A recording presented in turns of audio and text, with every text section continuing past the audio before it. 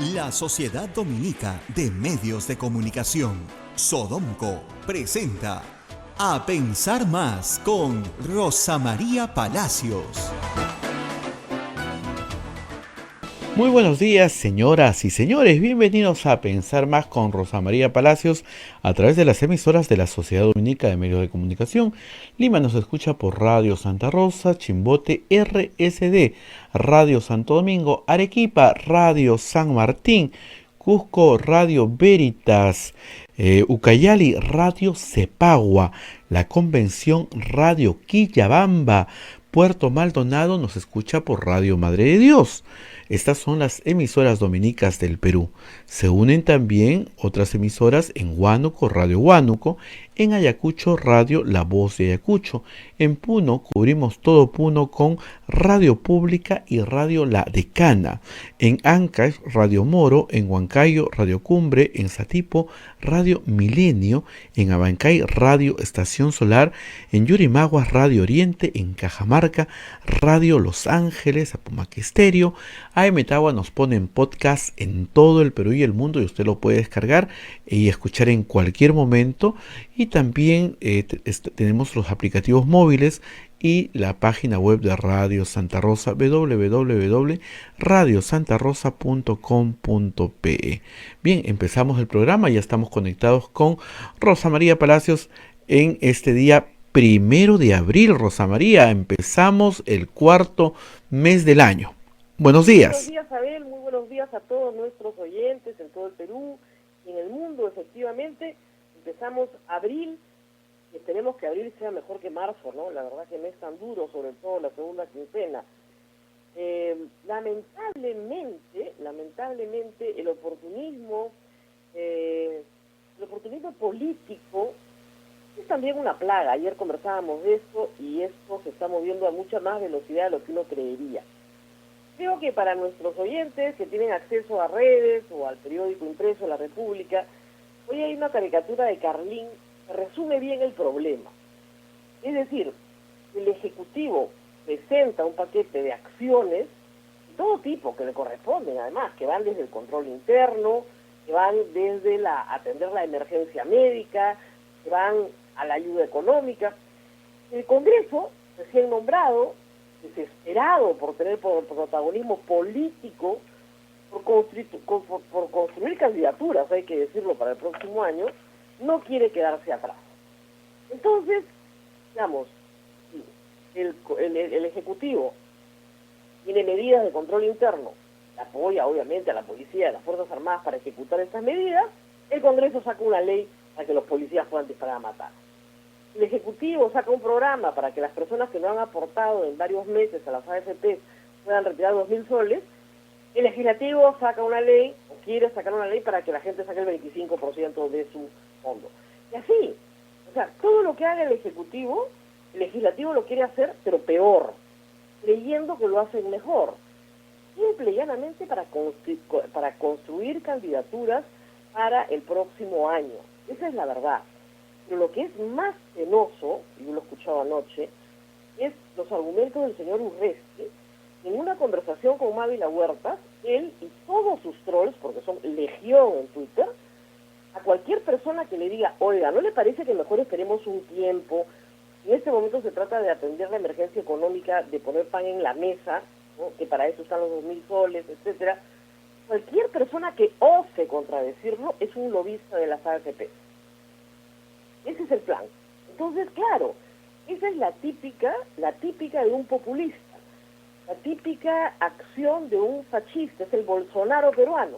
Lo estaban buscando, ahí lo tienen. Es utilizar una media verdad, y la gente necesita plata, claro que sí, pero colocarle, ¿no es cierto?, a cualquier costo, una medida absolutamente popular, quien no quiere tener más plata en el bolsillo, por supuesto, ¿no es cierto?, para luego construir sobre esa base una mentira. Es él el salvador del Perú. Eso es penoso. Es penoso que suceda en medio de una pandemia, donde la gente está luchando por salir adelante y por poner un plato de comida sobre la mesa. Hemos dicho acá varias veces, cuarentena Hay cuarentenas y cuarentenas. Una cuarentena sin agua, una cuarentena sin luz eléctrica y una cuarentena sin comida es muy diferente. Las personas que aportan a las AFPs son personas que tienen o han tenido en el pasado trabajos formales. Son personas que tienen agua, que tienen luz eléctrica, que tienen un plato de comida en la mesa. No estamos hablando de gente que se está muriendo de hambre, salvo casos excepcionales que los habrá. Por supuesto, gente que perdió hace mucho tiempo su trabajo y que nunca pudo incluirse nuevamente en una pega formal. Pero para esas personas ya hay un programa. Justamente ayer el MES, la propuesta inicial, la ha reducido un número de meses. La propuesta inicial era que si no tenías más de 12 meses, si tenías 12 meses sin aportar, podías retirar una pequeña cantidad, te sirva para justamente poner comida sobre la mesa. Pero ahora, si no has aportado en los últimos 6 meses, muy bien, ¿cuánto puedes retirar? 2.000 soles, es lo que te sirve, más o menos, una familia pobre le están dando 780, ¿cierto? Es lo que te sirve, más o menos, para poder cumplir con las necesidades alimenticias básicas de una familia de 4 personas. Pero no, 25% del fondo. Yo lo he dicho y lo reitero muchas veces. Lo voy a explicar. Yo no podría ser lobista de las AFP, que yo soy absolutamente liberal en materia de pensiones, y yo te lo he explicado a ver muchas veces. Yo creo que cada adulto debería ser responsable por su futuro y ahorrar como le dé la gana. No creo en los sistemas de ahorro compulsivo obligatorios impuestos por el Estado. Nunca he creído en ellos, ni en el público ni en el privado. Yo creo que cada persona tiene que ver cómo ahorra. Compra una casa, compra 2 casas, compra un terreno, lo mete al banco, si pone una pequeña empresa, se hace lo que le da la gana para su vejez y lo prevé desde joven. ¿Okay? Los estados en el mundo creen que las personas no son capaces de hacer eso y parece que los psicólogos sociales dicen que efectivamente los jóvenes no piensan vejez, es natural. Pero, dicho esto, hay un sistema pues de pensiones en el Perú. Destruirlo implicaría el destruirlo todo. No solamente el privado, sino también el público. Porque yo no creo que la gente de la ONP, los que aportan hoy en día a la ONP, estén felices. No están felices para nada. Yo he recibido llamadas de personas diciendo, ¿me puedo retirar lo que ha aportado la ONP? ¿Me puedo jubilar si tengo 50 años? No, no te puedes jubilar, no hay jubilación anticipada en la ONP. No hay, pues. O sea, las reglas para la AFP son, sálvese quien pueda, y las reglas para la ONP son, lo siento, Cholito, es un fondo colectivo, para ti no hay nada. Entonces, si vamos a destruir el sistema de pensiones del Perú, entonces hablamos de una reforma en serio. Lo destruimos completo. ¿Ves? Que te doy un fondito, además miren, 300.000 soles en su fondo. El peor momento para sacar además el 25% es este, porque el fondo va a rebotar el próximo año hacia un crecimiento mayor. No lo sacas en el momento, a ver, es como si tú vendieras casa en el momento en que nadie te paga nada por ella. O te aguantas unos meses, la vendes en un momento, o unos años, en un momento en que así te van a pagar un buen precio. Bueno, es que si no tienes apuro, es que son fondos muy grandes, esto no es para comer. 25% de un fondo de 400.000 soles son 100.000 soles. ¿Eso es la urgencia de este mes? ¿Es la urgencia de marzo y abril? No, pues, es demagogia pura. Ahora, con un ejército, no les miento, de gente insultando, agrediendo, muy bien organizado, me hace recordar mucho a los Fujitrol. Y yo no creo que sean gratuitos, y no creo que no estén acompañando al señor Urresti de alguna manera más o menos organizada, porque ha sido brutal la noche, brutal, un ataque masivo y brutal de trolls por atreverse a decir que el señor es un demagogo, porque lo es. Culpa tengo yo de que les mienta. Y además no está hablando de un beneficio para la mayoría de la población, está hablando de un beneficio para la clase media, donde quiere establecer su nivel de votación. Entonces, esto es muy peligroso para el país. Están construyendo un Bolsonaro. Y eso es lo que vamos a tener el próximo año. Miren ustedes lo que está pasando en el Brasil de Bolsonaro. sea, es el país con más enfermos en América Latina y más muertes en América Latina. Es un irresponsable, porque tiene estas actitudes. Entonces, lamentablemente yo veo, les digo, con mucha preocupación lo que está pasando en el Congreso. Esa necesidad de estar, de ser. He visto personas que no tienen la más remota idea de contenidos económicos, hablar de economía con una sapiencia. O sea, una cosa es hacer divulgación, digamos, de algunas ideas generales, tratar de explicárselas a tus votantes, y otra cosa es dar cátedra. Miren, esta epidemia puede durar meses, tal vez años. Si se comen todo hoy día, no hay nada que repartir en 6 meses. El problema ahorita del Perú es que en los próximos 6 meses nos vamos a comer las reservas del Perú. Pero el MEF confía en que en un año hemos salido y que ese año se lo puede bancar. Se lo puede bancar porque nos estamos comiendo el ahorro de 30 años. O sea, el Estado peruano ha pedido esta exoneración de la ley que establece que no puedes tener déficit fiscal. Vamos a un déficit fiscal de 8% del presupuesto de este año. Va a ser brutal. Nunca se ha hecho en el Perú, pero se está haciendo porque no hay otra forma de sostener la cadena de pagos, que es lo que no se puede romper. Se romperá en algunos puntos, pero eso es lo que no se puede romper. Pero esa actividad económica, que es buena, que es positiva, tiene que ir acompañada de medidas sensatas. Tirarte tu fondo de pensiones la primera semana o la tercera semana de una cuarentena, eso no es una medida sensata. Ahora, ustedes dirán, es voluntario, el que quiere no lo saca. Lamentablemente la psicología humana te obliga a ir inmediatamente y sacar tu fondo. Ya los fondos son disponibles a los 65 años. Eso no pasa en ninguna parte del mundo tampoco. ¿Ah? ¿Para qué tienes un sistema de pensiones? Los fondos están disponibles a los 65 años. Mejor no lo tengas. Esa es mi tesis, por si acaso. Mejor no tengas nada y que cada uno ahorre como puede. Ahora, hay gente que dirá, bueno, pero si cada uno ahorra como puede, en un momento que tienes un montón de ancianos, indigentes, que nadie se ocupa de ellos y el Estado se tiene que ocupar de ellos. Miren, esa es la verdad hoy. Esa es la verdad hoy. ¿Quién se preocupa? El programa Pensión 65 a muy pocas personas en el universo total de ancianos, ¿no? Es un programa que se inició en el gobierno de Humala hace 5 años. Antes, los viejos no se ocupaba nadie en el Perú, salvo sus familias, sus propios ahorros. Entonces, la familia era la que se ocupaba de las personas adultos mayores. No se ocupaba el Estado, las familias. Entonces, si lo que tú quieres es que las personas construyan vejez con esperanzas de vida mucho más largas, además, déjalas que lo hagan solas. Porque el Estado peruano nunca se ha ocupado, eso es la verdad. Pero, como digo, mi tesis pues es una innovación, pero significa derogar los sistemas de pensiones en el Perú. Se acabó, cada uno ahorra, te dan tu plata y cada uno ahorra como le da la gana. Te dan tu plata en el lapso, no puede ser un día para otro, no, pero digamos en el lapso de 2 años te van entregando por partes todo tu dinero y cada uno ahorra como puede. Liquidas el sistema. Pero, o sea, seamos honestos. ¿Queremos un sistema de pensiones o no queremos un sistema de pensiones? Es decir, la respuesta es sí queremos un sistema de pensiones y hay que discutir una reforma.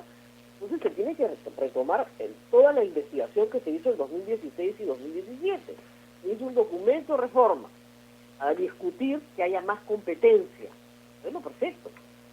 Pero no es.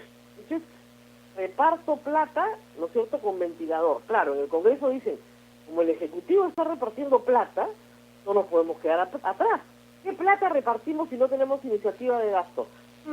La plata de las AFP. Total, es de los ahorristas, es de los futuros jubilados. La repartimos a cada uno, todos felices. Es demagogia pura. Pero bueno, a los pueblos les gusta la demagogia. O sea, eso hay que decirlo. Ayer me decían, bueno, que lo que pida la mayoría. Miren, por mayoría crucificaron a Cristo. O sea que no siempre la mayoría tiene esa razón. En una democracia, sí. Si el Congreso quiere, tendrá que hacerse responsable el próximo año de sus desaciertos. Pero no puede estar compitiendo con el Ejecutivo a ver y ellos lo pueden hacer mejor. La naturaleza de la función del legislativo es distinta a de la del ejecutivo. Y para tranquilidad de todos los legisladores, el señor Vizcarra no puede postular el próximo año. Si sale bien de esta crisis, probablemente postule en 2026. Le va a ser recordado con aprecio, pues con algún cariño. Pero si no sale bien, tampoco postulará el 2026. Entonces cálmense todos, Vizcarra no es competencia alguna, ¿cierto? No puede constitucionalmente postular el año 2021, no puede ser que estén construyendo liderazgos de esta manera, de una manera tan absurda. Pónganse a hacer otras cosas mucho más útiles para la sociedad, que necesitan algunas veces apoyo legislativo. ¿Qué les ha pedido el Ejecutivo? Control concurrente de la Contraloría. No quieren. No quieren. No le dieron las facultades para eso. Para todo lo demás sí, pero no para eso. Uno se pregunta, ¿pero por qué? Porque no quieren control concurrente, ¿en dónde? En las municipalidades y gobiernos regionales, a las cuales han dado una buena cantidad de dinero para que repartan canastas de comida. Meter control concurrente ahí implica control desde el primer día de todas las operaciones, de todas las municipalidades, para saber quién está robando y quién no. ¿Por qué no hacen lo que tienen que hacer en vez de fastidiar a todo el país con estas iniciativas, la verdad? Francamente, al señor Urresti y a su ejército de trolls, yo no les tengo ningún miedo. Anoche él ha insultado públicamente a Mavi Huerta. Después dijo que no había querido decir lo que se había entendido, que ella era lo que había presidido. Pero a cada argumento que ella daba, él decía, los lobbies de las AFP. Usted tiene los argumentos de los lobbies de las AFP.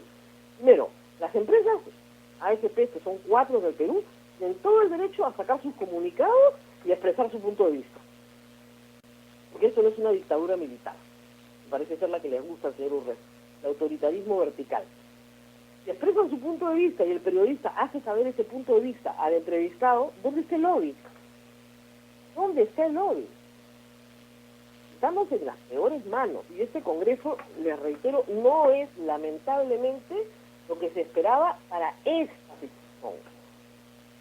Obviamente peor que el otro no hay, ¿no? Pero para esta situación no está a la altura, pues. Lo que estamos viendo, o sea, les dicen, no se reúnan, les puede hacer daño, hay cuarentena, den ejemplo nacional, se reúnen.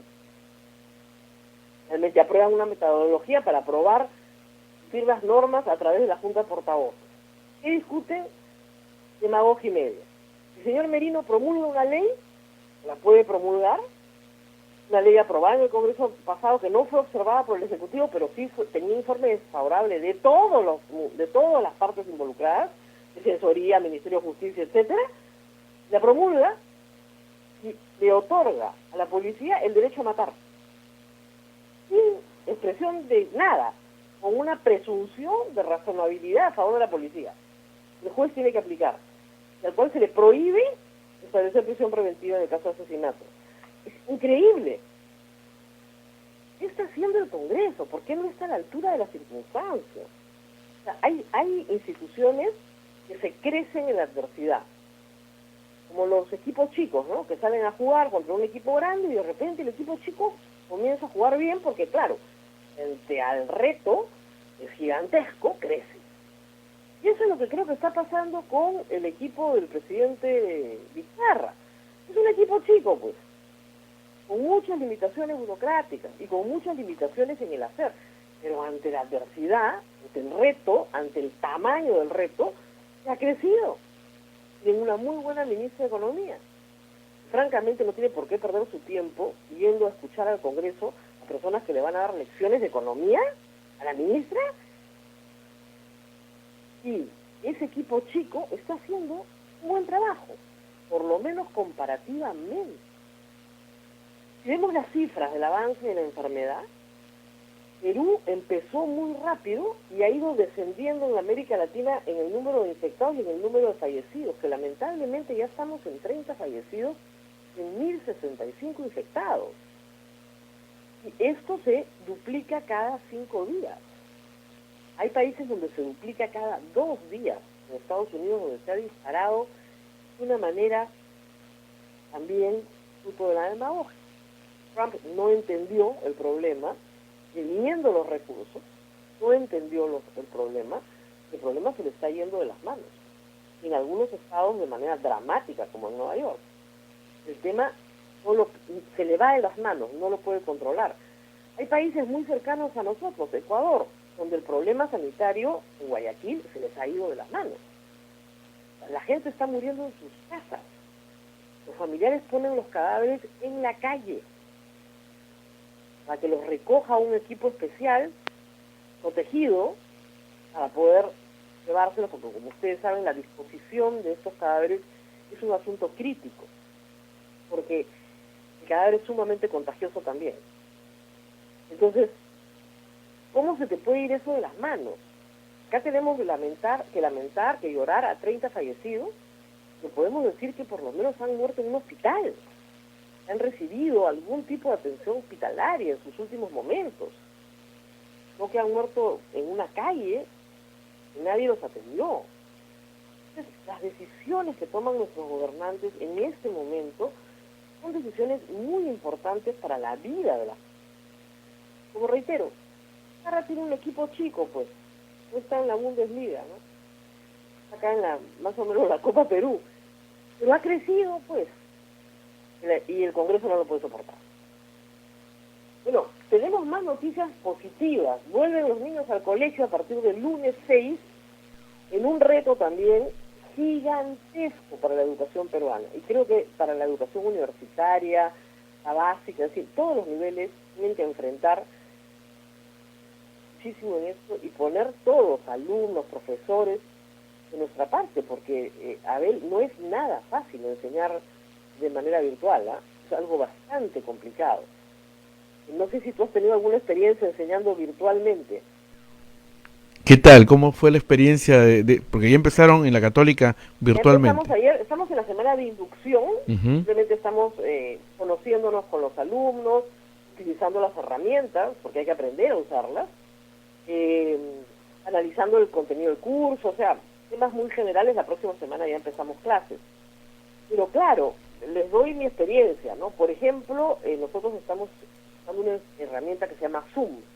Para transmitir este programa yo uso Skype, pero para trabajar con los alumnos uso Zoom. La licencia que tiene la universidad nos permite tener incluso videoconferencias más largas, gratuitas, ¿no? Casi de hora y media, sin problema. Pero, primer problema, los alumnos se aburren, pues. Obviamente, porque no están en un aula. Están en su casa, donde su mamá puede estar cocinando, su hermano jugando pelota, hay un televisión prendido, hay un radio. Entonces, ¿qué hacen los alumnos? Ponen sus micrófonos en silencio y la profesora no los puede escuchar. Está bien porque no contribuye a que no haya ruido, si quieren, en la clase, pero él está distraído. Y por otro lado, ese ambiente también lo vive, entonces apaga su cámara. Entonces te está escuchando, te está viendo, pero tú al alumno ni lo escuchas ni lo ves. Es casi como una transmisión de televisión, sabes que el público está ahí, pero no lo ves. Yo estoy acostumbrada a la televisión y a la radio, pero para la mayoría de los profesores, te digo, no ver la cara de tus alumnos es algo muy, muy difícil, porque uno percibe en los rostros de los alumnos que están siguiendo la idea, que están distraídos, si te están entendiendo, o tienen cara de desconcierto, no entendieron nada, tienes que volver. Entonces, esa interacción visual que es tan rica en el aula, se pierde en la educación virtual. Ha sido mi primera impresión. Y no sé cómo voy a hacer para reconstruir eso, porque es bastante complicado. Claro, la evaluación constante te permite saber si están aprendiendo o no, pero tienes que cambiar entonces el sistema de evaluación. El sistema de evaluación va a pasar por muchas tareas donde trates de encontrar en la tarea si han entendido o no lo que has explicado. La otra cosa es que tú no puedes hacer una videoconferencia de 2 horas como harías una clase de 2 horas. Tienes que hacer contenidos más pequeños. Estos jóvenes que han crecido en un mundo digital no se conectan 2 horas a clases. Normalmente haces una exposición de 20 minutos, media hora, cortas, dejas una tarea, regresas en grupos, haces foros discutes por grupos. Eso implica un cambio de metodología enorme y utilizar todas las herramientas que tiene la plataforma en la universidad donde estés, porque depende, hay plataformas que te permiten usar pizarra, o sea, incluso escribir, ¿no? Y estás compartiendo esta pizarra con los alumnos. Es evidente que poner un PowerPoint ya no tiene ningún sentido, y menos si no hay un audio, si tú lo estás acompañando ese PowerPoint con una explicación. En fin, yo creo que el reto es inmenso. Eso es a nivel universitario, pero a nivel escolar hay otros problemas además. También se presentan en la universidad. Es el nivel de conectividad. Es decir, es posible que en una universidad privada la mayoría o la gran mayoría de los alumnos tengan acceso a una computadora, a una tablet, en fin. Pero es posible que la compartan. Es decir, que tengan 2 o 3 personas en casa y compartir su actividad educativa.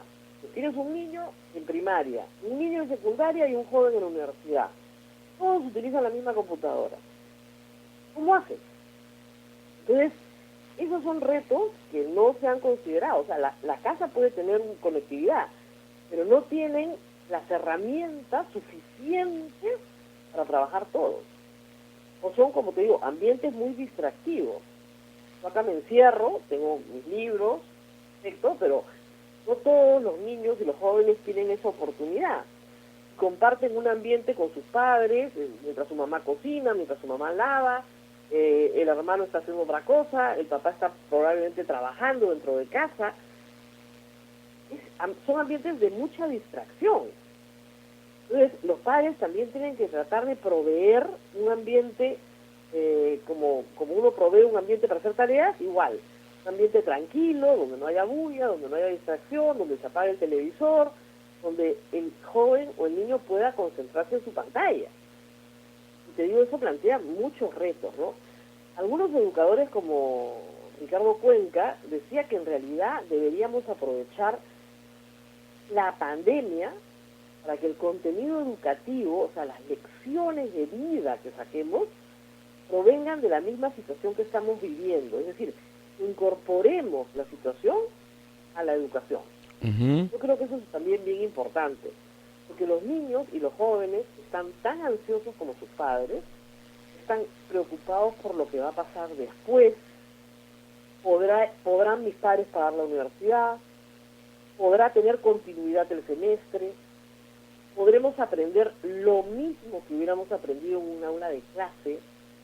¿Qué pasa si se me interrumpe internet? ¿Qué pasa si estoy en medio de la clase y no logro escuchar porque perdí el audio?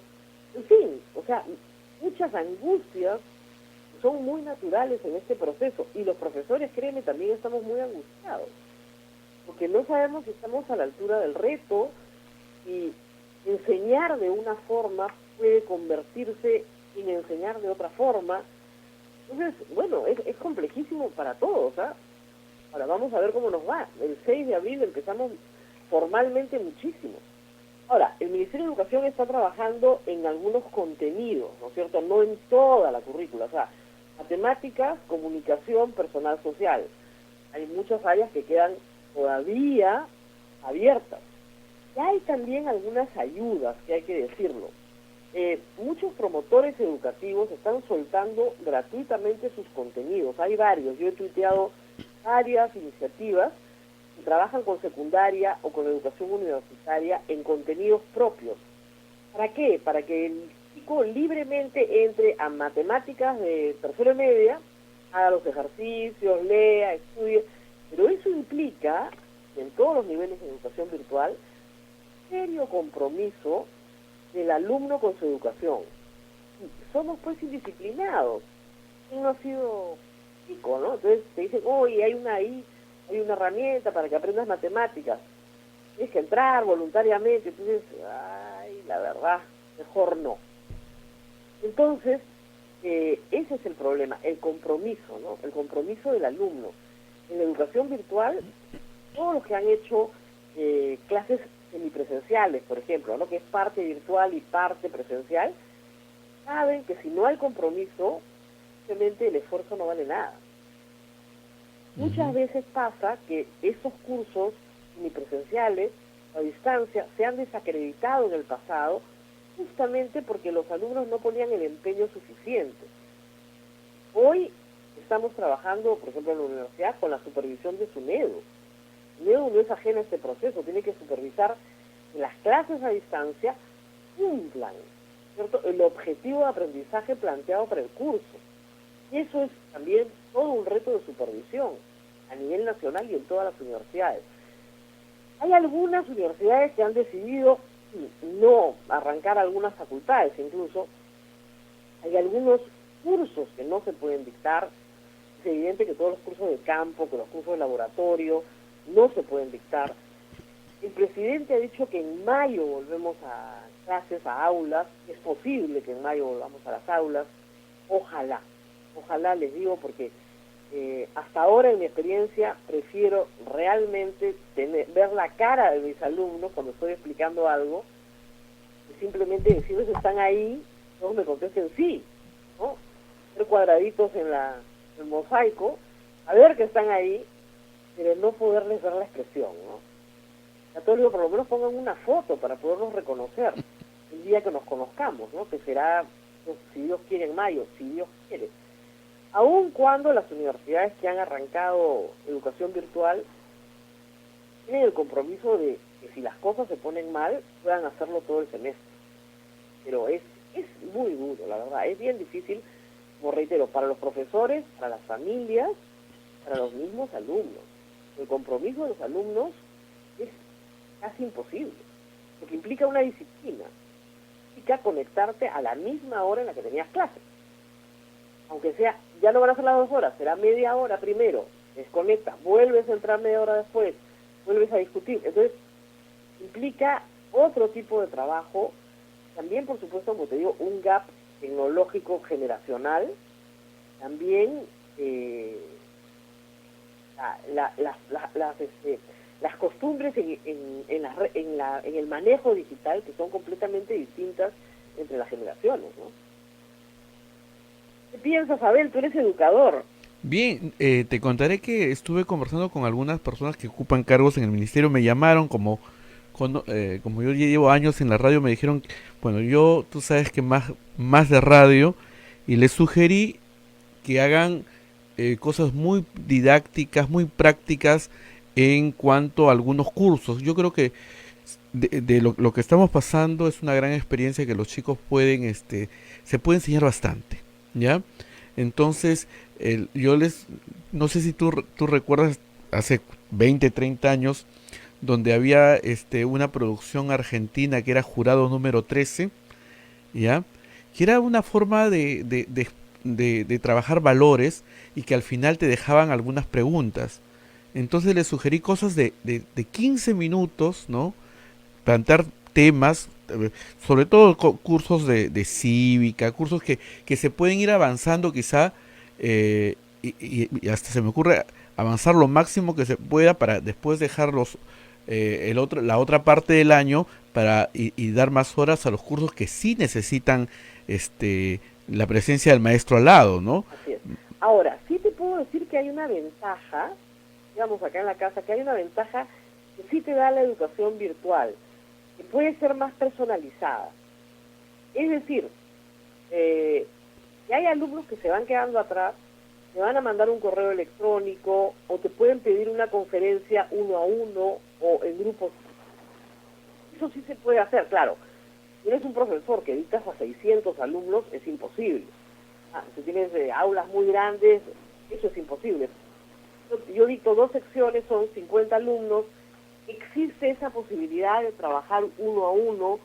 Nos han pedido, además, que detectemos necesidades especiales y sí puede haber casi tutoría, porque este sistema te lo permite, además. Entonces, aquello que no se entiende en grupo puede explicarse en grupos más pequeños. Eso normalmente en una clase universitaria no se da, pero entendiendo la emergencia y poniendo un poco de nuestra parte, un tiempito extra, sí se puede dar. Y además porque los chicos tienen las preguntas obvias, ¿no? Por favor, ¿dónde está el material que usted ha colgado? No lo encuentro, no se abre la sesión, quiero comunicarme y no puedo. Entonces, tienes mucha más atención, puedes llegar a tener atención mucho más personalizada. Los grupos son pequeños. Creo que eso puede funcionar muy bien para profesores de primaria, sobre todo.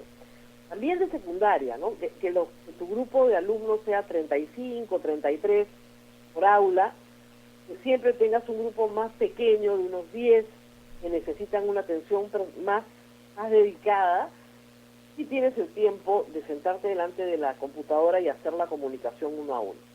Ahora, como te decía, hay otros temas no resueltos, ¿no? O sea, ¿quién paga el internet de todos los profesores del Perú? Están trabajando desde sus casas.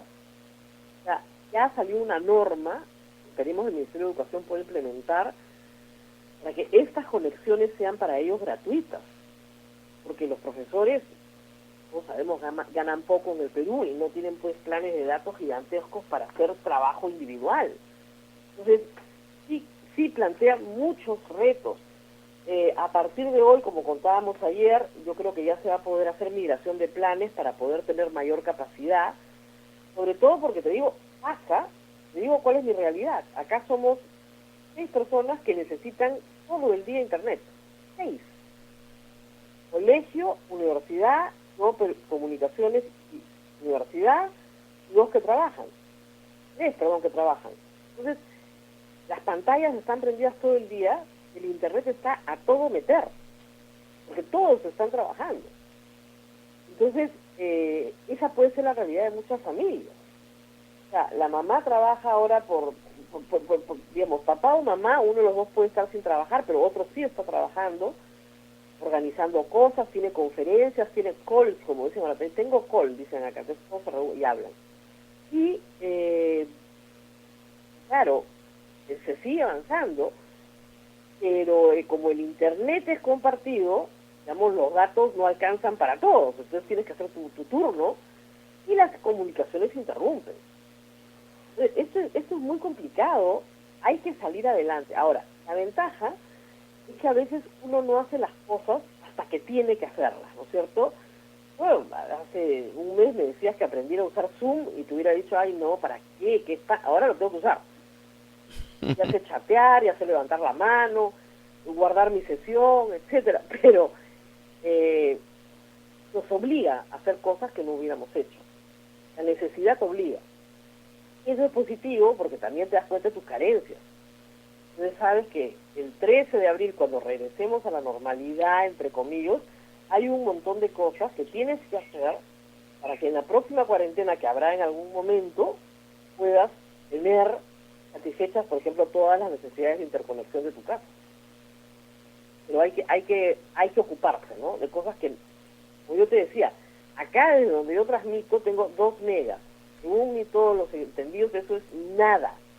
Nadie entiende cómo se transmite, y solamente por la intersección de Santa Rosa, que la tengo acá adelante, se puede transmitir este programa. Pero la verdad es que, claro, se me hubiera ocurrido, iba a tener que hacer esto. Lo tenemos que hacer por la salud de todas las personas. Hay que seguir haciendo, hay que ser constante y disciplinado, pero hay que después buscar algunas cosas para mejorar, ¿no? Y en las zonas que no hay internet, que funcione bien la radio y la televisión. Yo creo que en esto, Abel, no sé si se han conectado con la red Sodomco o no del Ministerio de Educación, yo creo que la red puede hacer muchísimo en todas las ciudades donde estamos, también a través de nosotros en todo el área rural. Los niños en el área rural se van a comenzar a desplazar para recibir Caliwarma. ¿Por qué? Porque esa es una fuente de alimentación, no puedes cortar por siempre, que los niños recibían todo el año.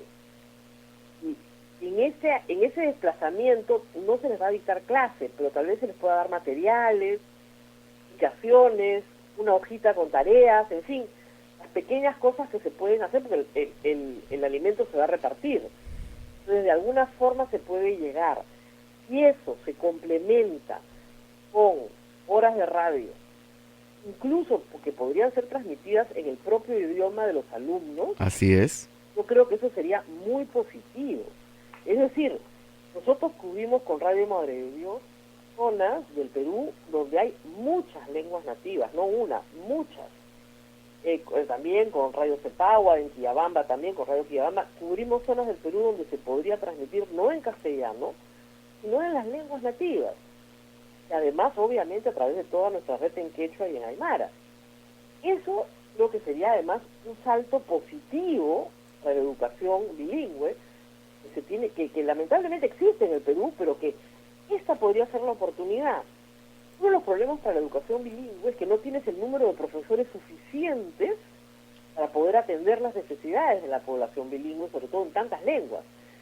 Hacerlo a través de la radio necesitas un profesor, ¿cierto? Un conductor probablemente, una producción, eso sí, hay que producir los contenidos. Sí, eso es muy importante. ¿no? Eso es una programación además complicada, pero se hace desde el Ministerio de Educación y se puede difundir ampliamente por grados, por niveles, en fin, establecer una propuesta metodológica que ayude a los niños desde casa a no atrasarse, ¿no?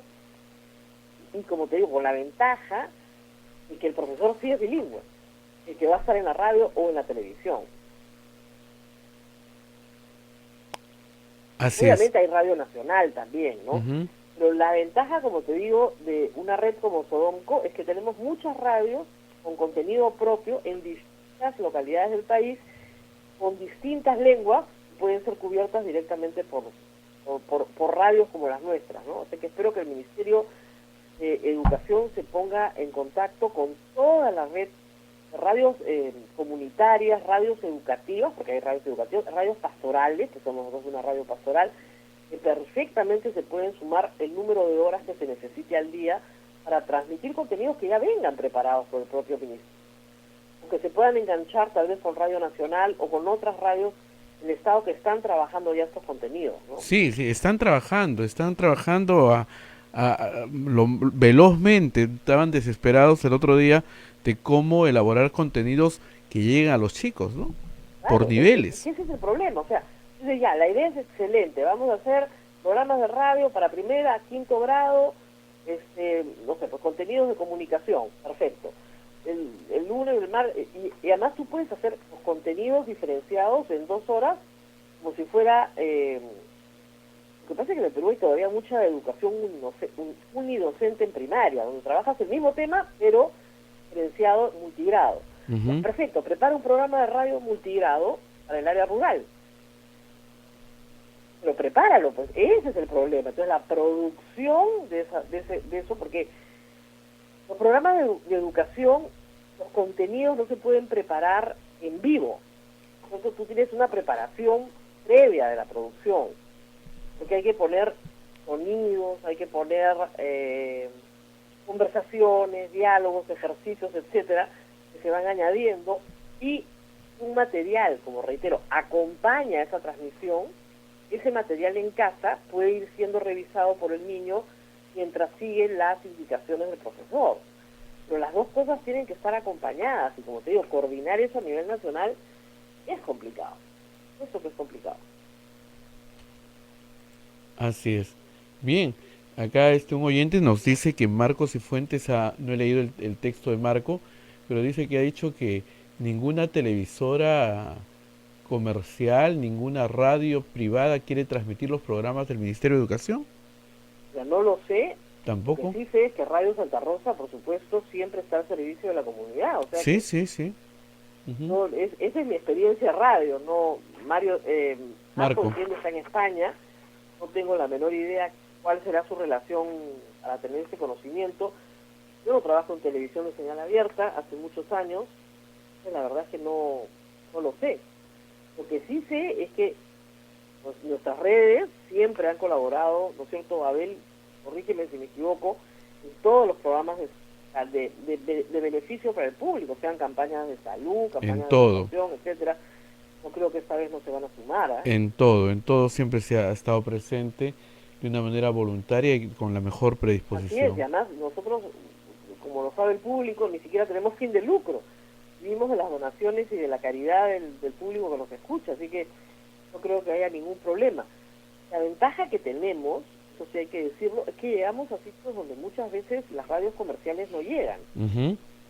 Llegamos con cierto prestigio, ¿no? Entonces, la verdad que creo que podemos ser de mucha ayuda en estas circunstancias. Es una red nuestra provinciana, esencialmente Radio Santa Rosa, la radio que está en Lima, pero en todo el Perú es una red provinciana que creo que puede ayudar muchísimo en estas circunstancias. No sé si América Televisión, Panamericana, etcétera, no quieren pasar estos contenidos. El Estado tiene a Canal 7. Canal 7 tiene, a diferencia de la televisión comercial, una cobertura nacional Total. Es la mejor cobertura nacional que hay. A Canal 7 llega donde la televisión comercial no llega. Entonces, yo sí creo que con una buena programación en Canal 7 en horario escolar, ¿cierto? Claro, obviamente hay noticieros y otras cosas que también tienen que transmitirse, pero una buena programación en horario escolar sí puede, obviamente, ser de inmensa ayuda para escolares en todo el Perú. Yo espero que eso suceda. Si los canales de televisión de señal abierta prefieren pasar programas de espectáculos en vez de pasar un contenido para un niño primaria, ¿qué les puedo decir? Ahora, si hay que decir algo, la Constitución del Perú dice en un artículo bien claro, se los puedo leer, que los medios de comunicación ayudan al Estado en materia educativa. Así que el Estado peruano puede solicitarle, y la ley de radio y telecomunicación repite el mismo artículo. El Estado peruano no hay un porcentaje, dice que se fija por ley, pero en la ley tampoco hay un porcentaje, dice que colaboran. Yo veo hasta ahora no colaboran mucho, entonces esta es la oportunidad de que colaboren. Hay un artículo en la Constitución específico, lo busco ahorita que nos vayamos a la pausa, y un artículo en la ley de radio y comunicación que yo enseño a mis alumnos, específico sobre la colaboración de los medios de comunicación con peruana. Así que podría el Estado peruano decir, un momentito señores, ustedes me tienen que dar 2 horas al día de su programación, porque estamos en una emergencia y porque tenemos que ir a educar a los niños del Perú. Esta es una tarea nacional. Y es el momento, yo creo que deberían hacerlo y no esperar que el gobierno les pida, sino muchas cosas han cambiado, ofrecer. O sea, que los bancos nos suspendan los créditos 3 meses, ¿cierto? Una ley indica que se ponen en los zapatos de sus clientes. La televisión también se puede poner en los zapatos de sus clientes, que son todos los usuarios del Perú, y decir, bueno, sí, pues esto es lo que necesita nuestra gente, ¿no? Tenemos que estar al lado de nuestra gente. Uh-huh. Pero como te decía Rosa María, no hay que esperar que te exijan y te pidan, ¿no? Y este es el momento. Yo creo que... Vamos a una pausa, Abel. Vamos a la pausa, Rosa María, vamos a la pausa. El artículo de la Constitución, porque la ventaja de trabajar desde una biblioteca es que tengo todos los libros a mano. Vamos a la pausa y retornamos aquí en A Pensar Más con Rosa María Palacios. Adelante. Listo.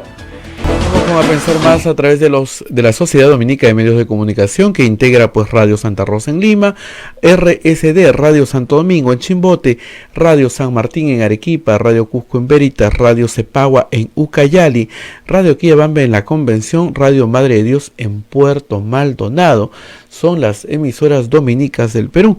Y también tenemos una red de radios amigas que se juntan, como en Huánuco, nos escuchan por Radio Huánuco, Ayacucho, Radio La Voz de Ayacucho, en Todopuno nos escuchan por Radio Pública y Radio La Decana, en Ancash por Radio Moro, en Huancayo por Radio Cumbre, en Satipo por Radio Milenio, en Abancay por Radio Estación Solar, en Yurimaguas por Radio Oriente, en Cajamarca por Radio Los Ángeles, Apumaque Estéreo, ahí Metagua nos ponen podcast en todo el Perú y el mundo, y también la página web de Radio Santa Rosa. Continuamos con Rosa María Palacios. Rosa María, la gente nos dice que debemos darle quizá un poquito más de peso a lo que es radio y televisión, porque no hay hogar en el Perú que no tenga siquiera una radio. Así es. Radio tiene todos los peruanos. Televisión casi todos, ¿sabes? También. Muchísima la expansión de la televisión, incluso en los hogares más pobres. Es la forma de entretenimiento más popular. Y hay que decirlo, muchísimos hogares, incluso pobres, no en extrema pobreza, pero pobres, tienen cable. Incluso hasta ese nivel hay. Pero sí quería leerles el artículo de la Constitución, es el artículo 14 de la Constitución. Como siempre les digo, acá está todo escrito, ¿eh? El artículo 14 de la Constitución es el artículo referido a la promoción de la educación. El último párrafo dice: los medios de comunicación social deben, es un deber, deben colaborar con el Estado en la educación y en la formación moral y cultural. Deben. Entonces, pueden, es deben, hay una obligación. La ley de radio y televisión dice lo mismo, dice que cada medio fijará un porcentaje de su programación dedicada a la educación. Yo siempre leo ese artículo de mis alumnos y yo nos reímos porque, díganme ustedes, ¿dónde está ese porcentaje? Pero la Constitución es bien clara. El ministro de Educación y el ministro de Transportes y Comunicaciones tienen todo el derecho, amparado por la Constitución y la Ley de Radio y Televisión, de exigir el concurso de los medios de comunicación social para establecer qué porcentaje de la programación se van a destinar a colaborar con la educación, la formación moral y cultural. Esto no es un invento estatista, esto fue la Constitución, desde 1993, no, desde 1979. Está acá. Obviamente, cuando dice medios de comunicación social, se refiere también a prensa escrita. Pero lo que sucede es que prensa escrita tiene en su versión física en papel menos llegada la radio y la televisión. Eso no quiere decir, por ejemplo, que en los portales web de la prensa escrita no se puedan alojar contenidos educativos o no se puedan poner links que remitan a contenidos educativos que produzca el Ministerio de Educación y que los ponga en su propia página web para que puedan ser difundidos. Eso se puede colaborar. Pero como tú dices, es por excelencia la radio y la televisión, además implica un mayor recurso audiovisual, es la llamada, ¿cierto?, en estos casos a ayudar. Digamos, esta no es una huelga de maestros. Muchas veces se ha utilizado televisión y radio en huelgas largas en los 70, te acordarás, Abel, te acordarás que en los 70, a veces, cuando éramos chicos, el Ministerio de Educación trataba que a través del Canal 7 se impartieran algunos contenidos educativos y también a través de los canales. En esa época, en realidad, el Estado era propietario de todos los canales de televisión. No fue muy exitosa la teleeducación en el Perú, eso hay que decirlo, lamentablemente. Pero esta es la oportunidad de utilizar ese recurso. Hay recursos que tenemos disponibles y que nunca usamos. Bueno, esta es la oportunidad de usarlo. Les reitero a todos los que recién se conectan, artículo 14 de la Constitución, último párrafo. Los medios de comunicación social deben colaborar con el Estado en la educación y en la formación moral y cultural. Deben. Ese deber está en la Ley de Radio y Comunicación. La Ley de Radio y Comunicación le da al Estado peruano la administración de todas las frecuencias del espectro radioeléctrico. Y acá hay una obligación moral de los medios de comunicación bien clara, y también legal y constitucional. El Estado peruano te dice, me tienes que dar 2 horas en tu mañana, o 3 horas, de 9 a 12, para que yo pueda transmitir matemáticas, comunicación y personal social para primaria y secundaria. Yo no veo cómo durante esta emergencia, hasta que los niños no vuelvan al colegio, los medios de comunicación se pueden negar. De verdad. Además, hay una cosa que también es ventajosa. Están dando contenido gratuito. Hacer contenido cuesta. Te están dando contenido gratuito y te están dando para ti toda la publicidad que quieras vender. Entonces, ¿dónde está el problema? Además, de niños que están encerrados en sus casas y que necesitan acceso. Francamente, yo no sé cómo no se ponen en los zapatos del prójimo, ¿no? La verdad. Porque esto es un asunto bien claro. Y lo digo desde un medio que sí colabora con la educación todo el tiempo y lo va a hacer con muchísimo gusto, estoy segura, no solamente Radio Santa Rosa, sino toda la red. Pero hay que también recordar que hay obligaciones. El espectro radioeléctrico no te lo regalan a cambio de nada. También tienes que dar algo. Y es el momento de dar. El Ministerio de Educación necesita... Rosa María, ¿Perdón? tranquilidad, estamos en un pleno temblor. Sí, acabo de sentirlo, ¿no? Ya pasó, tranquilos. Yo sentí un remesón nomás, Abel, yo seguí hablando. Sí, tú sabes que acá es un poco más fuerte el remesón. ¡Uy, Dios! Se movió duro. Sí, pero esta edificación es tan fuerte y tiene 400 años que así es que tranquilos, tranquilos a todos Así los es, a chicos, ver, mira, tranquilos. si esas paredes han aguantado 400 años, yo creo que van a aguantar 400 años más. Sí, sí, sí. ¿Cómo están todos por ahí? ¿Pasó el susto? Sí, sí, bajaron desesperaditos, ya, pero ya están tranquilos. Yo escuché un remesón acá, pensé que eran que estaban bajando las escaleras corriendo, entonces dije, bueno, me están haciendo ruido, no puedo transmitir, pero nada más.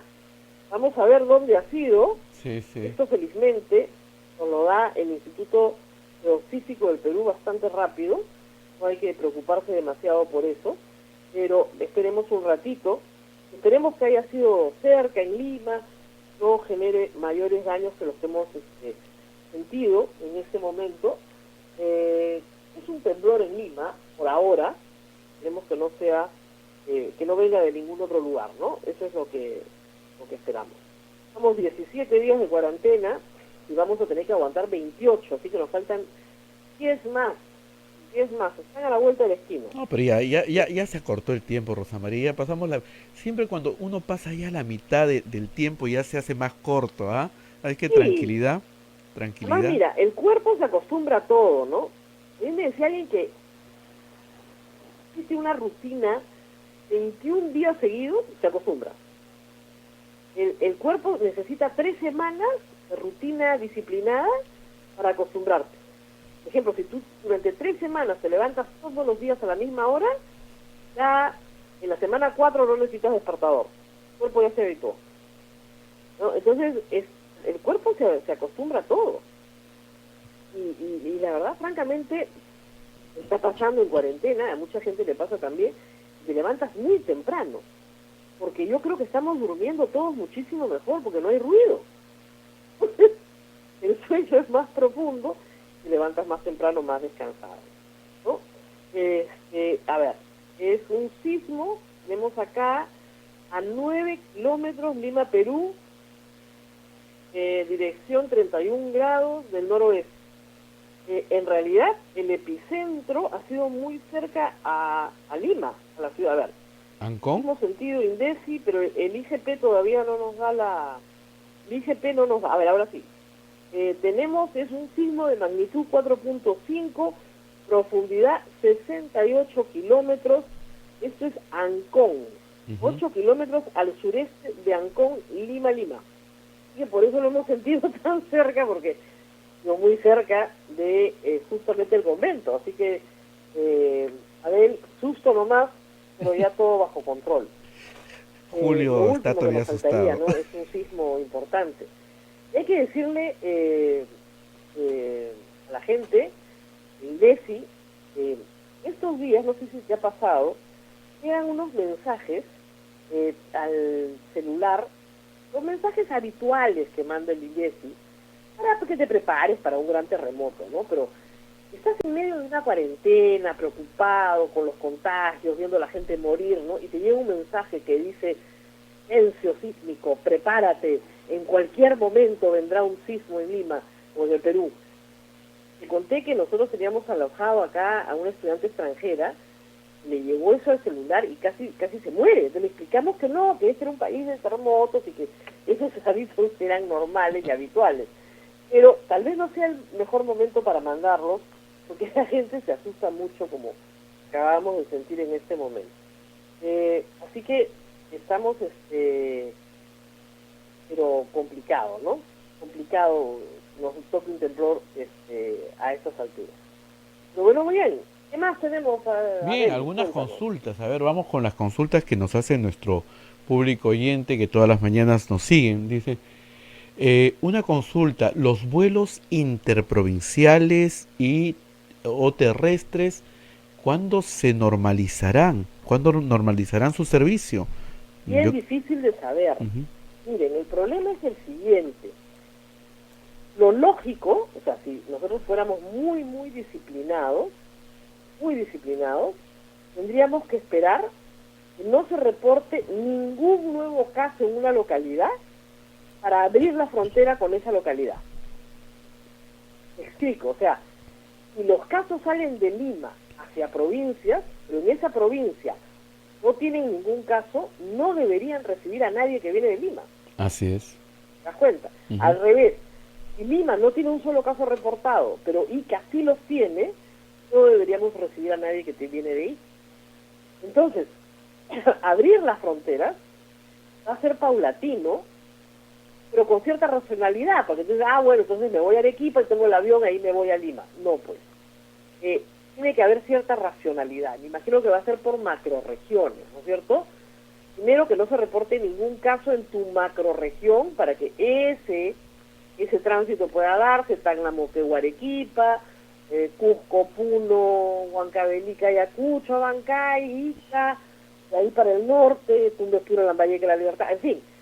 Y que una vez que tú tienes estas regiones bien liberadas de la enfermedad, se puedan integrar con Lima, ¿no? Pero eso, miren, si la cuarentena es disciplinada, realmente se ha aplanado la curva como parece que se ha aplanado, hoy día, por ejemplo, la noticia es que no se ha reportado un solo nuevo caso en Madrid. Eso es importantísimo. Ayer tuvieron bastantes fallecidos, Rosa María. Claro, ya están en el final de la enfermedad. Pero la cuarentena, digamos, nos ha obligado, déjame ver si tengo la noticia acá, la cuarentena los ha obligado a no salir y no contagiarse más. Entonces, los que están enfermos. Los que sobreviven. Pero esto para Europa esto ha sido una tragedia, porque estamos hablando de más de 30.000 muertos. Pero una vez que se dejan de reportar los casos, entonces esa zona está, entre comillas, limpia. Y al estar limpia, ya puede tener tránsito entre unos y otros, ¿cierto? Pero el problema es que hasta que no tengas 0 reportes, es difícil que puedas tener conexión con otras ciudades. Porque en estas pandemias lo que vas es liberando territorios. ¿Te das cuenta? O sea, esta zona del país no tiene la enfermedad. Perfecto. Entonces, defendemos a la zona limpia de la zona que sí está contaminada. Yo no podría decirle, y creo que nadie podría decirle, que el lunes 13 regresamos al transporte interprovincial. Y mucho menos al transporte internacional de pasajeros. Eso por mucho tiempo no va a suceder.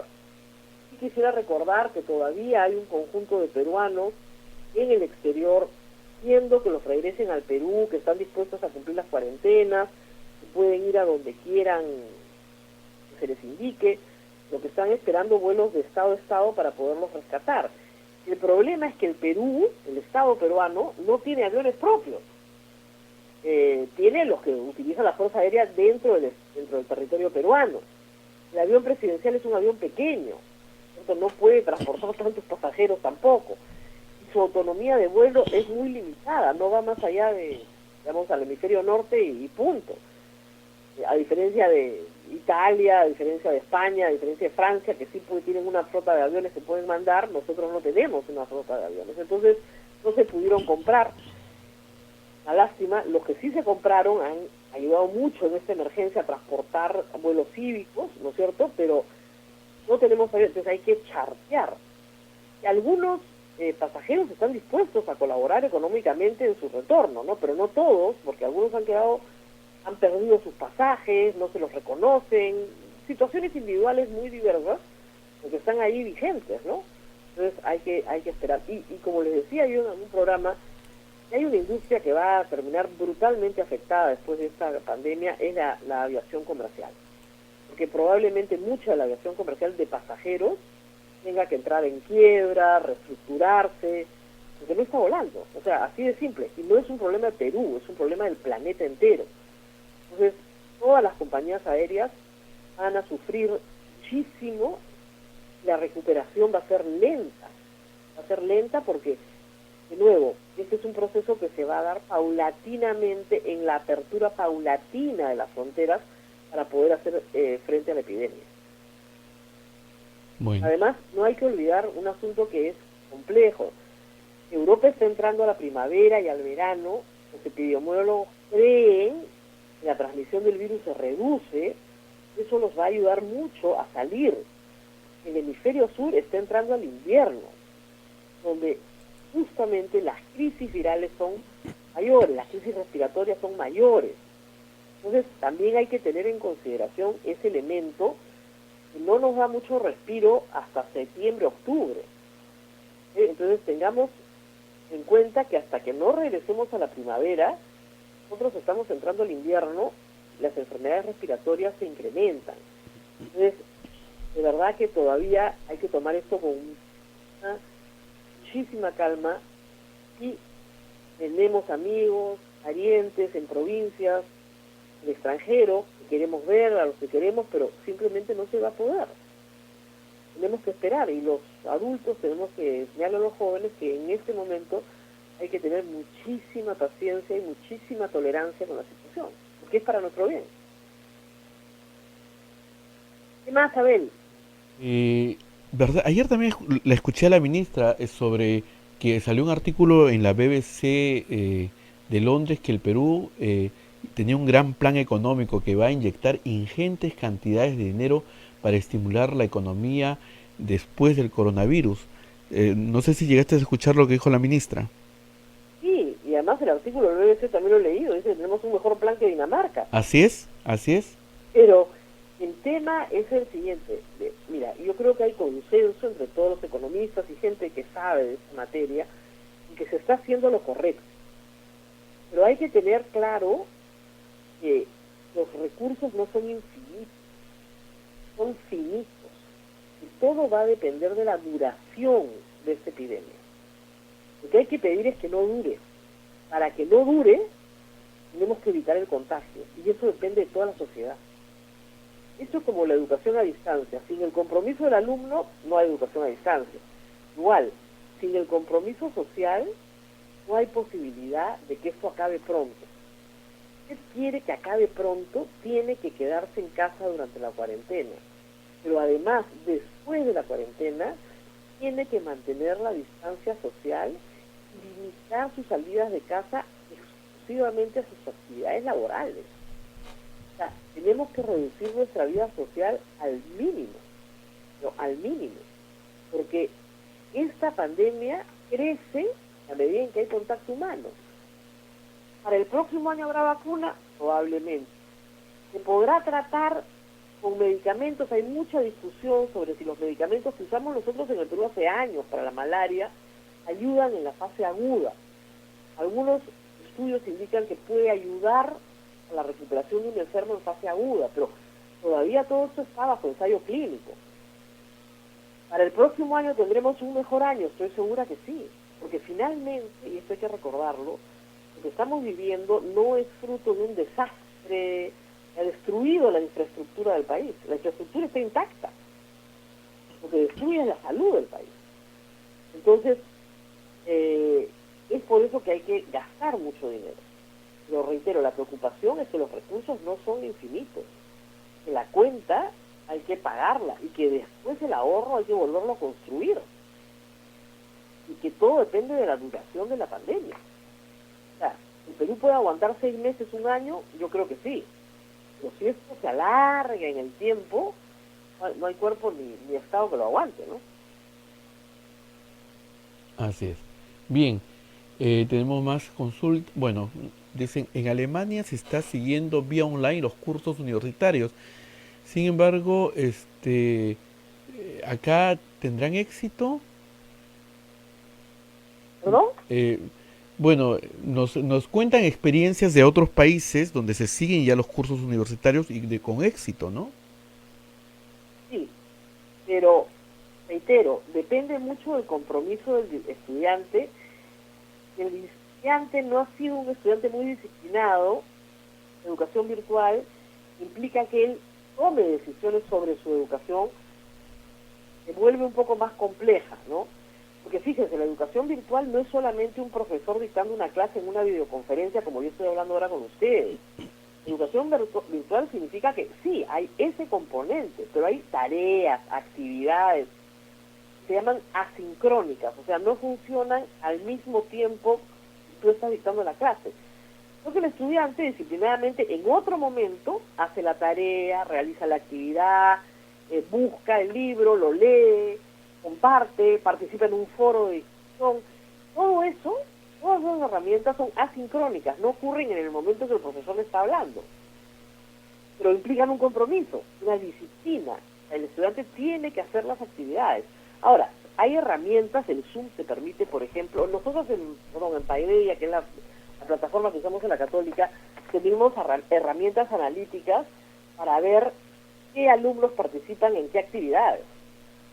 Muy interesante además, porque la analítica te permite ver alumno por alumno su participación en cada actividad.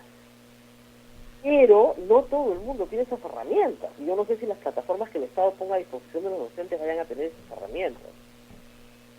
Pero sí, a futuro hay que construir las herramientas. ¿Para qué? Para que el profesor pueda decir al alumno, oye, veo que no has entrado a tus actividades esta semana. ¿Qué ha pasado?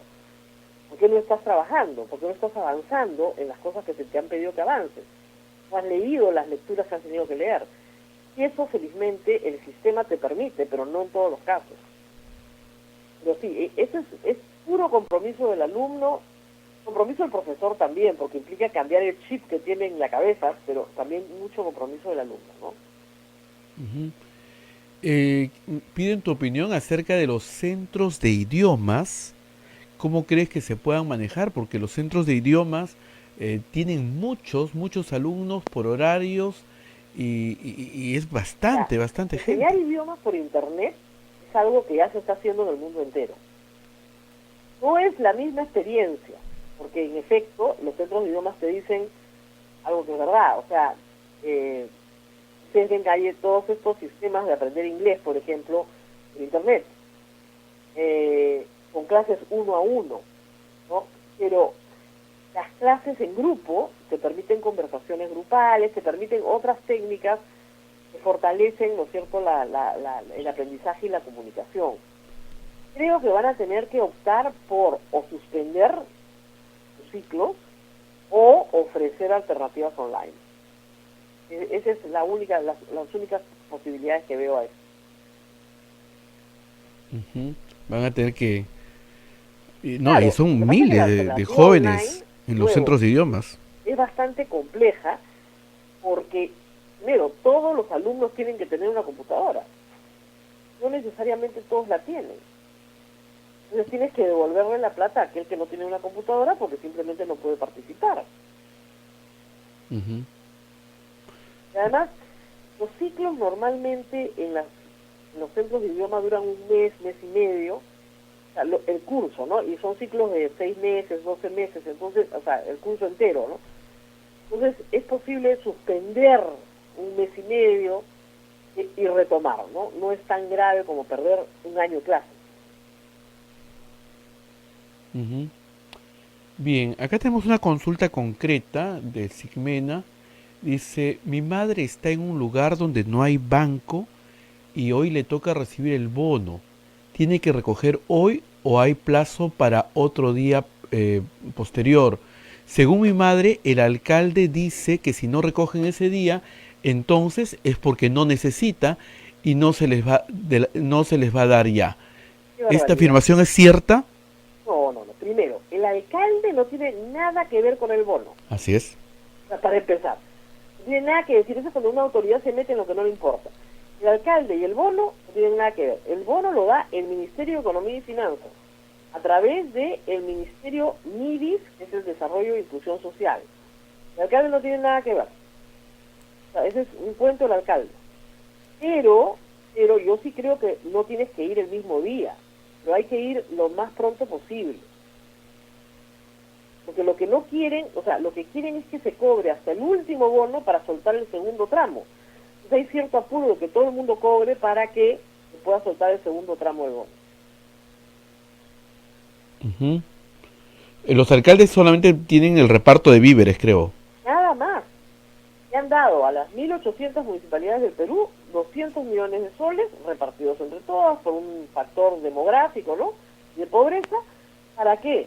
Para que repartan canastas dependiendo de las necesidades de su población. Supongamos que este es un alcalde que tiene empadronadas en programas sociales, no sé, pues 2.000 familias. Pues tiene que trabajar con esas 2.000 familias, ¿no? Entonces, ahora, hay que decir que lo que no está funcionando son repartos de comida así, de iniciativa privada. Y en eso creo que Monseñor Castillo ha tenido una buena idea de centralizar todo a través de Cáritas, ¿no? He visto en la televisión que una empresa quiso donar pollos en una zona de Lima a un comedor. La gente salió a exigirles que les entregaran los pollos a las familias y no al comedor. Eso pasa y se generó una aglomeración que no debe generarse, una confrontación, porque era gente que iba a ayudar, no les permitían ayudar de la forma que ellos querían. Entonces, hay que evitar ese tipo de confrontaciones y canalizar la ayuda con personal especializado que ya sabe cómo llevar la ayuda, a quién y en qué condiciones. El reto que tienen las alcaldías hoy en el Perú es tener un padrón de beneficiarios que sea lo más cercano a la verdadera necesidad. Porque si recibe gente que no necesita, el pueblo se va a poner furioso. Eso va a ser denuncia y denuncia por todo el país. Y si la plata se gasta mal, es decir, se compran raciones de comida sobrevaluadas, a precios imposibles, etcétera, la gente se va a poner furiosa. Entonces, los alcaldes tienen que tener mucho cuidado en llegar a los más necesitados de la mejor forma posible y en llegar también a las personas que necesitan un plato de comida. Y si esa forma es el comedor, tal vez esa sea la mejor forma. Si esa forma es canastas directas a un barrio donde está la mayor parte de la pobreza de la zona, tendrá que ser de esa manera. Pero cada alcalde debería saber el contexto de su comunidad, qué es lo más urgente, lo más necesario y quiénes son los más necesitados. Es lo mínimo que se le pide a un alcalde, ¿no? Que conozca su pueblo. Bueno, de eso se trata. Ujú. Jesús nos pregunta, Rosa María, por el personal minero que trabaja en campamentos. ¿Cómo podemos hacer para retornar a nuestras casas que son en otras ciudades cuando termine la cuarentena? Si es que no hay el movimiento de buses. No lo sé. Probablemente tengan que quedar en la ciudad más cercana. A salir del campamento van a poder, pero no, por ejemplo, si usted está, no sé, en,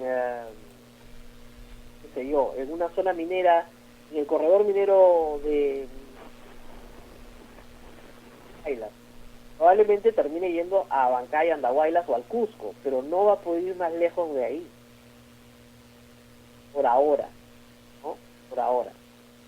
Entonces, hay que tener paciencia con eso, pero no, o sea, si usted, digamos, trabaja en una mina que está en Apurímac, vive en Lima, ¿no? Y trabaja 21 por 8, una jornada típica, ¿no? De las que se usa en minería,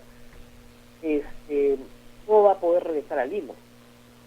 Haciéndose la idea. A lo máximo que podrá llegar será, como digo, a Abancay, Andahuaylas o al Cusco, pero más allá de ahí no va a poder llegar.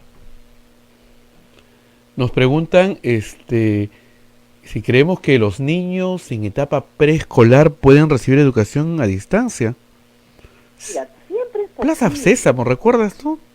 pero lo que sucede es que ahí tienes que tener a alguien que monitoree. Claro, tiene que haber la mamá. Exactamente. Tienes que tener el compromiso de un adulto responsable que monitoree la actividad. Entonces, por eso es muy difícil. La educación inicial implica un acompañamiento permanente del niño. Y si tú le dices al niño, vamos a pintar, entonces tiene que haber alguien que esté al lado de él, mira qué lindo, qué bien, qué bonitos los colores, hay siempre una motivación, ¿por qué lo estás haciendo así? Hoy día vamos a jugar, no sé, pues vamos a aprender el triángulo. Pero entonces le das un triángulo físico, dibujan el triángulo, forman al grupo de niños en triángulo, cantan la canción del triángulo. Entonces es muy difícil hacer eso por televisión, aun cuando hay programas educativos preescolares muy buenos que sensibilizan al niño en los mismos contenidos. Entonces, para preescolar sí habría que tener este tipo de programación diseñada para niños que sensibilizan en las letras, en los números, los colores, las formas, su cuerpo, las cosas que se aprenden en preescolar. Pero sí, yo creo que suplir la experiencia directa ahí es bien difícil, bien difícil. Porque además también en preescolar, una de las actividades de preescolar, digamos, la importante es la socialización del niño. Entonces, lo que tú aprendes en preescolar, que es fundamental para la vida, y una de las cosas más importantes de la vida, las aprendes en preescolar, implica la presencia de otras personas, ¿no? ¿Cómo aprendo a esperar mi turno? No hay otros niños. ¿Cómo aprendo a respetar las cosas del otro? No hay otros niños. ¿Cómo aprendo a que tenemos un horario y hay una autoridad, que es la profesora o el profesor, y yo tengo que obedecer lo que el profesor dice, pero que también puedo participar? O sea, que tengo deberes y derechos, se aprende en preescolar. Hay unas reglas de la clase, ¿no es cierto? Eso sin la experiencia en el aula, no sé, lo veo bien difícil, ¿eh? Ujú. Bueno, cualquier proceso pues de enseñanza tiene que estar acompañado con una cartilla de evaluación, si no, no va a haber buenos resultados. Claro, lo que pasa es que yo creo que las evaluaciones las vamos a hacer cuando regresemos al aula. O sea, sí creo que puedes hacer un acompañamiento de la realización de las actividades. Tú pides un trabajo, te entregan el trabajo, lo evalúas, ok. Pero la verdadera evaluación del resultado se va a hacer cuando regresemos al aula. Espero poder hacerlo en mayo, junio, porque ¿por qué? Porque tiene que haber algún tipo de contacto, cierto, físico, si quieres, me refiero sobre todo a primaria, ¿no? Entre educadores y educandos que permita realmente evaluar si aprendió o no aprendió. Eso implica un trabajo mucho más profundo en clase, ¿no?